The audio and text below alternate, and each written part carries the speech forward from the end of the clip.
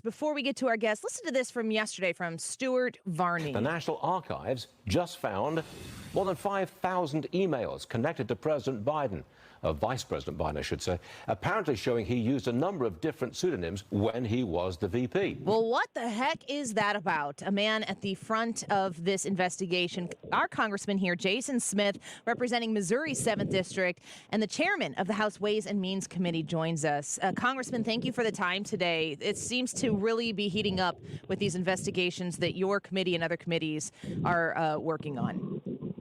It's great to be with you, Annie. Yeah, it's amazing. We just keep turning different leaves, and underneath those leaves and those rocks, we're finding a lot of other items. It's madness that, for example, the Vice President of the United States has used so many fake names when he was Vice President, but it's not surprising because we have found from the whistleblowers and from other witnesses that he's also been referred to as the big guy and as the brand.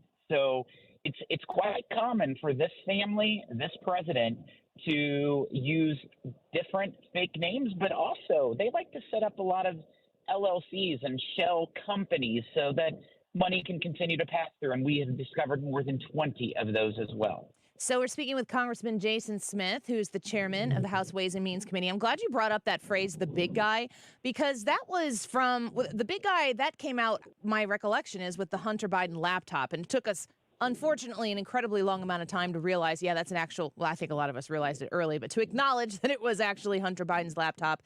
But, you know, making the connection of the big guy and Joe Biden was a bit of a stretch for maybe some of our friends on the left. What are you finding in your investigations right now that is going to be unequivocal evidence for anybody, undeniable evidence, that there is a distinct and provable connection between Joe Biden and Hunter Biden?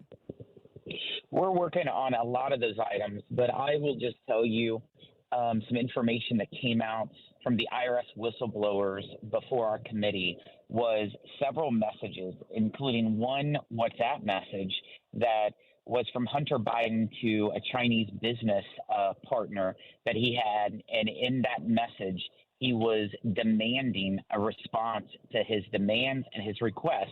And he said, I am seated right here next to my father, and we are waiting for your response. And up until we released that message, the end of June, President Biden was sticking to a story that he knew nothing about his son's business dealings. But when we released that, the White House started singing from a different tune. They then started saying President Biden had no business dealings with his son.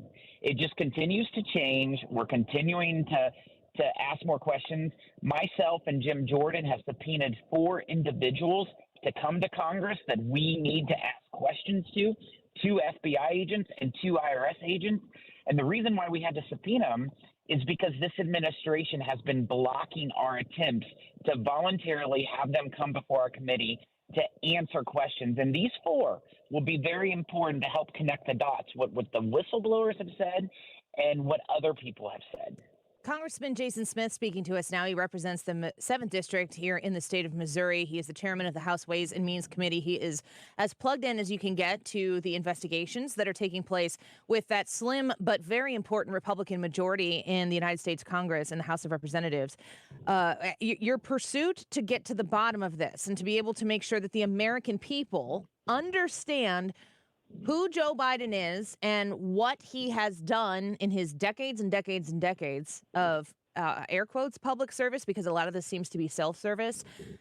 You're getting pushback every step of the way. How will you, with that slim Republican majority, still be able to cut through and get to the bottom of it? You know, we've been able to get all this information just in the last 7 months, and we've been able to get a lot of information. It all started. I set up a whistleblower hotline my first week as chairman for any employee of the IRS to contact me of anything we need to look at. And that basically led to the IRS whistleblowers that came before us. We did 15 hours of depositions. That's where we got a lot of the information that's been released. These 2 were part of the investigation of the Hunter Biden tax case for over the last 5 years. I'll tell you, this administration is stonewalling us every every step of the game. And so has the Justice Department has been blocking us. And we're not giving up. Jim Jordan, Jamie Comer, and myself are using every tool at our disposal to continue to seek this information. And I can understand why the White House is concerned, because I believe the White House might have things they're trying to hide. And we're going to keep digging because it's important for the American people to know if their president is compromised. And the fact that $20+ million has came to Hunter Biden and the Biden family affiliates in just a short period of time from countries of China, Ukraine, Romania, just to name a few, should make any American very concerned. I completely agree with that. Congressman Jason Smith speaking with us right now. You talked about getting pushback from the administration, from the Justice Department, and I'm here to ask you, Congressman, how are in this instance, how are those two things even separate entities? Because there is of great interest for the administration, Joe Biden specifically, to make sure that Jason, that you fail at your investigation into what he and his son and the rest of his family members have done. What kind of instances of pushback have you received from the Justice Department and potentially the administration itself? Well, the end of June, we asked for several members of the Justice Department, including David Weiss, to come before Congress and answer questions. And the Justice Department, the IRS, and the FBI has been stonewalling and preventing these 13 original people that we asked to come before us.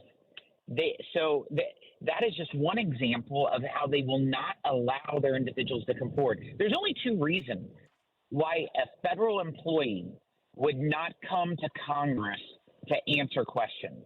One is if they have something to hide, or two, if someone above them is preventing them to come. And based on what we've seen from the IRS whistleblower testimony about how the Department of Justice acted within the IRS investigators' investigation, clearly someone higher up is pulling the shots and calling the shots, pulling the strings and calling the shots.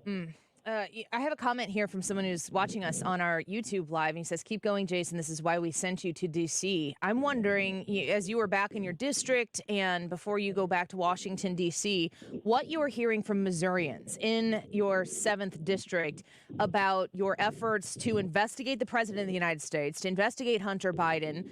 Like I said, I'm going to keep reminding folks, you have an incredibly slim majority of Republicans, but it is an incredibly important majority. How do your constituents feel about the Republican effort so far? Annie, I'm on the road right now in what we refer to as the Boot Hill of Missouri.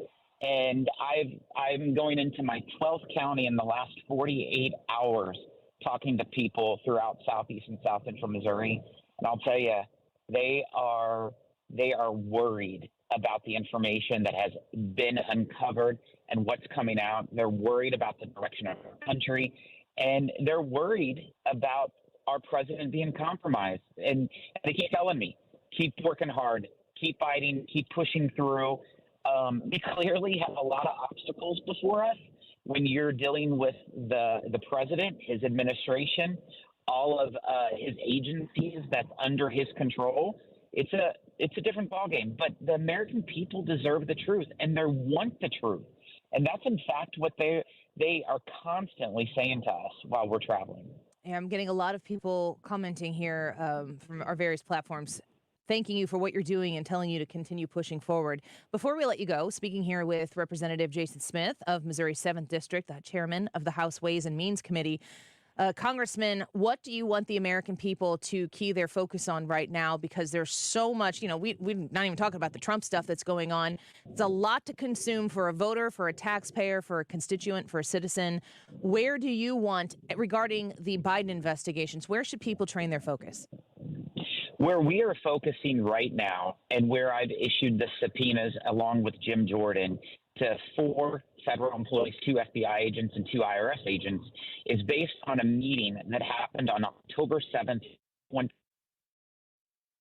now special counsel David Weiss told our IRS whistleblowers and these other people in the meeting, according to the IRS whistleblowers, is that he did not have the authority to bring charges against Hunter Biden in California and in Washington District of Columbia, and that he was denied to be a special counsel. The whistleblowers are saying that's what he said, but the Attorney General of the United States testified before Congress, before Senator Grassley, and said that Mr. Weiss has complete authority to bring charges anywhere that he wants, and that if he needed to be special counsel.